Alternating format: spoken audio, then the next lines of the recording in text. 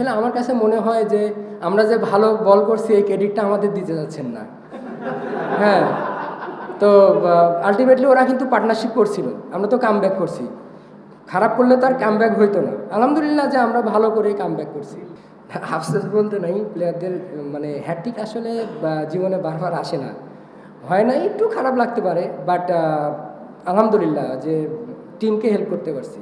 প্রত্যেকটা প্লেয়ারেরই স্বপ্ন যে আমি সেরাদের থেকে সেরা হব। তো আমার মনেও ওইটা চায় যে আমি কতটুকু ভালো করতে পারলাম।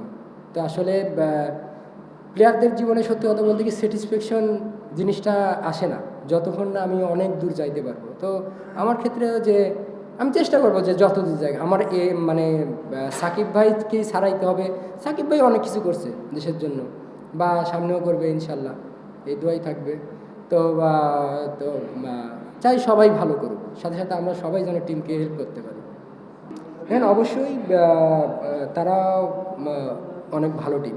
তাদের আপনি বোলিং লাইন আপ দেখলে দেখবেন যে তারা ভালো লাইন লেন্থে বল করে। সেদিক থেকে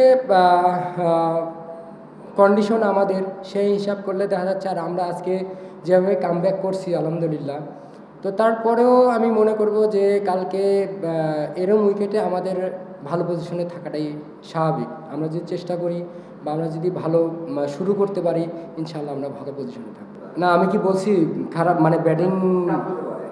আমি এই কথা বলছি? আমি তো এই কথা বলিনি যে ব্যাটিং। না, অবশ্যই শুনেন, আপনি যখন ক্রিকেটে বা উইকেটে নেমে সেট হবেন তখন কিন্তু আপনি ইজি হয়ে যাবেন। সেট হওয়া না পর্যন্ত যে কোনো ওয়ার্ল্ডের যে কোনো ব্যাটসম্যানের জন্যই টাফ, সেটা উইকেট যেমনই হোক। তো আমরা চাবো যে ব্যাটসম্যানরা যারা ধারাবাহিক আছে তারা রান করতে থাক, বা যারা এক ম্যাচ ধরে রান করতে পারতেছে না তারা রান করুক। তো আসলে আলটিমেটলি ক্রিকেট খেলাটা রানের খেলা। তো ইনশাল্লাহ আমরা ভালো কিছু করব। না, আসলে এটা হচ্ছে যে অন্য বিষয়। আপনার উইকেটের বিহেভের সাথে পুরনো বল কী হবে, নতুন বল কী হবে, এটা হচ্ছে ইম্পর্টেন্ট। আমার মনে হয় না এটা এখানে ডিসকাস করার বিষয়।